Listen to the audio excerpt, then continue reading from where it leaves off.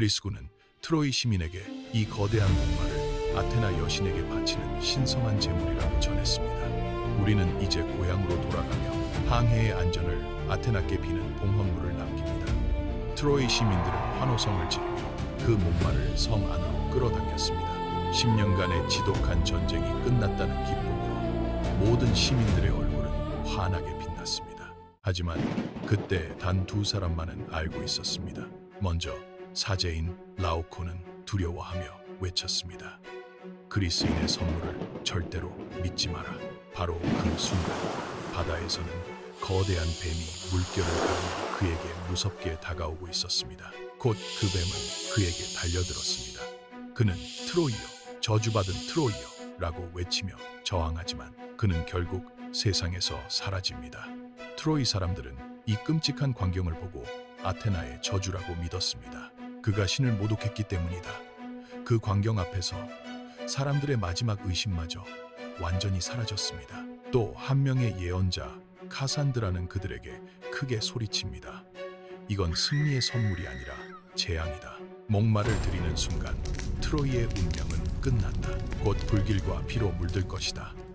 하지만 그녀의 예언 역시 아무도 듣지 않습니다. 왕 프리아모스조차 승리의 기쁨에 취해 그 외침을 헛소리처럼 흘려버립니다. 사실 그들의 예언은 정확히 맞았습니다. 전쟁이 10년째 이어지며 힘으로는 절대 트로이를 함락할 수 없다는 것을 깨달은 아테나는 오디세우스에게 지혜를 내려줍니다. 힘으로 뚫지 못할 성이라면 스스로 문을 열게 만들어라. 목수 에페이오스는 아테나의 도움을 받아 거대한 목마를 제작합니다.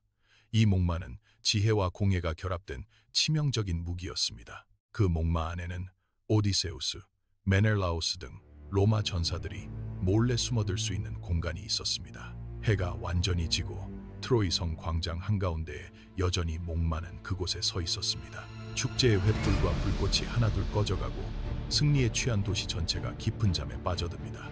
하지만 그때 목마의 배 부분에서 조용히 뚜껑이 열립니다. 숨어있던 전사들이 모두 목마에서 내려와서 마침내 성문을 열어젖힙니다.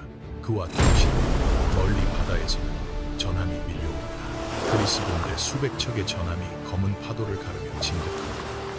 곧 수많은 횃불이 바다 위를 불의 강처럼 물들입니다. 성문이 열리는 순간 방금 전까지 승리의 도시였던 곳이 순식간에 지옥으로 변합니다. 그리스 군대가 검은 물결처럼 성 안으로 밀려들어와 트로이 전체가 거대한 불바다로 변했습니다. 10년 동안 힘으로는 무너지지 않던 난공불락의 도시가 단 한 번의 방심과 오디세우스의 지략 앞에 완전히 무너졌답니다. 아테나는 이렇게 말했습니다. 단순한 힘은 결코 지혜를 이길 수 없다. 트로이는 그렇게 무너졌습니다. 그렇다면 이 모든 승리의 배후에 있었던 존재, 지혜와 전쟁, 전략과 냉철함의 여신 아테나는 과연 어떤 신이었을까요? 그리스 신들은 때로는 매우 무모하고 어리석었습니다. 인간보다 더 감정적이었습니다. 하지만 아테나는 그들과는 달랐습니다. 올림포스의 신들 중 전쟁을 사랑한 신은 둘이 있었습니다. 한 명은 아레스. 그는 피와 광기와 학살을 즐기는 전쟁의 신. 그리고 또 한 명 아테나. 하지만 그녀는 아레스처럼 무모하게 전쟁하지 않았습니다. 그녀는 전쟁에서 이기는 방법을 알고 싸우는 치밀한 전략가였습니다. 그녀 아테나의 탄생은 그리스 신화 전체를 통틀어 가장 기이하고 극적이었습니다. 시작은 제우스의 첫 번째 아내 메티스였습니다. 그녀는 신들 중 가장 지혜로운 존재였습니다. 그러나 제우스에게는 그녀가 두려운 존재이기도 했습니다. 가이아의 예언이 있었기 때문입니다. 메티스의 자식이 아버지를 능가하는 힘을 갖게 될 것이라는 경고가 있었습니다. 크로노스가 자신의 자식들을 삼켰던 것처럼 제우스도 결국 같은 선택을 합니다. 제우스는 수작을 부려서 임신한 메티스를 파리로 변신시켜 통째로 삼켜버립니다. 하지만 그 후 제우스는 극심한 두통에 시달리기 시작했습니다. 어떤 치료도 소용이 없었습니다. 결국 고통이 극에 달했을 때 헤파이스토스에게 부탁해 그가 도끼를 들어 제우스의 머리를 내리치게 했습니다. 머리가 갈라지는 그 순간 완전 무장한 전사가 나왔습니다. 그것이 아테나였습니다. 그녀는 그렇게 처음부터 완전한 존재로 세상에 나타난 신이었습니다.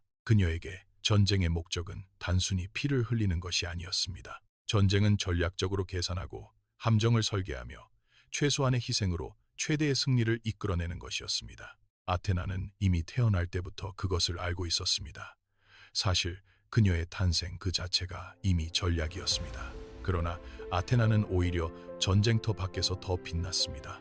문명이라는 거대한 직무를 짜는 것, 그것이 아테나의 가장 위대한 업적이었습니다. 그녀는 배틀을 발명했습니다. 그리고 농경의 신으로서 올리브 나무를 선물했으며 의술과 항해술의 수호자였습니다. 도기 제작 기술을 인간에게 전했으며 동시에 도시의 설계자, 법의 수호자, 예술의 후원자였습니다. 그녀의 손이 닿지 않은 문명의 영역이 없었습니다. 하지만 아테나는 그 이면에 냉혹하고 때로는 잔인한 그림자가 있습니다. 메두사는 원래 아름다운 존재였습니다. 아름다운 머리카락을 가진 여인, 그녀는 아테나의 신전에서 사제로 일했습니다. 그러나 포세이돈은 그 신성한 신전에서 메두사를 강압적으로 범했습니다. 그 성스러움마저 더럽혔습니다. 사실 피해자는 메두사였습니다. 그러나 아테나의 분노는 포세이돈이 아닌 메두사를 향했습니다. 아테나는 메두사의 아름다운 머리카락을 뱀으로 바꿨습니다. 그녀의 눈을 보는 모든 자를 돌로 만드는 저주를 내렸습니다. 아름다웠던 여인은 그렇게 공포의 괴물이 되었습니다. 그리고 훗날 영웅 페르세우스가 메두사의 목을 베러 갈 때 아테나는 그에게 방패를 건넸습니다. 메두사의 얼굴을 직접 보지 말고 방패에 비친 메두사의 반사된 모습을 보며 싸우라고. 저주를 건 신이 그 저주를 이용해 괴물을 처치하는 방법을 알려준 것입니다. 페르세우스가 성공하자 아테나는 메두사의 잘린 머리를 자신의 방패 아이기스에 붙였습니다. 적을 보는 순간 공포에 질려 굳어버리는 방패, 가장 잔인한 무기가 된 것입니다. 아테나의 냉혹한 면을 가장 극적으로 보여주는 이야기, 바로 아라크네의 비극입니다. 젊은 여인 아라크네는 배 짜는 솜씨가 인간의 한계를 초월한 천재였습니다. 그녀의 직물은 너무도 아름다워 보는 이들의 넋을 완전히 사로잡았습니다. 어느 날 오만하게도 아라크네는 이렇게 말했습니다.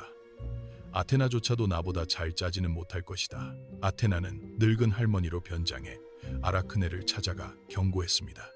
신을 모욕하지 말라고. 그러나 아라크네는 물러서지 않았습니다. 결국 두 사람은 나란히 앉아 배를 짜기 대결을 시작했습니다. 아라크네는 신들의 추악한 진실을 그림에 담았습니다. 기교와 아름다운 면에서 아라크네의 작품은 완벽 그 자체였으나 그녀가 신을 조롱한 그림을 본 아테나는 매우 분노했고 그것을 찢어버렸습니다. 그 치욕을 견디지 못한 아라크네는 목을 매 자살했고 아테나는 그녀를 거미로 변하게 만들어 영원히 거미줄을 짜게 했습니다. 이것이 세상에 거미가 생긴 기원입니다. 재능이 뛰어난 인간이 신의 경지에 도전했을 때 어떤 일이 벌어지를 그리스 신화는 우리에게 말해줍니다. 아테나, 그녀가 가장 아꼈던 영웅은 오디세우스입니다. 오디세우스는 가장 영리한 자였습니다. 트로이 전쟁에서 오디세우스의 목마 작전을 귀에 대고 속삭인 것도 아테나였습니다. 아테나가 오디세우스를 사랑한 것은 그가 지혜를 사용할 줄 알았기 때문입니다. 그것이 아테나에게는 가장 신성한 행위였습니다. 인간이 지혜를 빛내는 순간 아테나는 그 곁에 가장 가까이 서 있습니다. 파르테논 신전, 아크로폴리스의 높은 언덕 위에 인류가 남긴 가장 숭고하고 아름다운 건축물 중 하나가 그곳에 서 있습니다. 그것은 지혜의 여신 아테나를 위해 지어진 신전입니다. 파르테논, 즉 처녀의 신전이라는 그 이름은 그녀가 영원한 처녀 파르테노스였기 때문입니다. 후에 아테나는 로마에서 미네르바가 되어 전략과 지혜, 공예와 의술의 여신으로 숭배받았습니다. 로마 군단의 지휘관들은 전장에 나서기 전 그녀에게 승리를 빌지 않았습니다. 오직 올바른 전략과 냉철한 판단, 그리고 지혜로운 결단을 빌었습니다. 오늘날까지도 아테나의 상징인 올빼미는 지혜의 표상으로 전 세계의 대학과 도서관 문장에 새겨져 있습니다. 그리고 2500년의 세월이 흐른 지금도 아테네라는 도시의 이름은 여전히 살아 숨쉬고 있습니다. 서양 문명의 발원지라 불리는 그곳에 지혜의 여신의 이름이 영원히 새겨져 있다는 것은 결코 우연이 아닙니다. 아테나는 곧 문명 그 자체였습니다.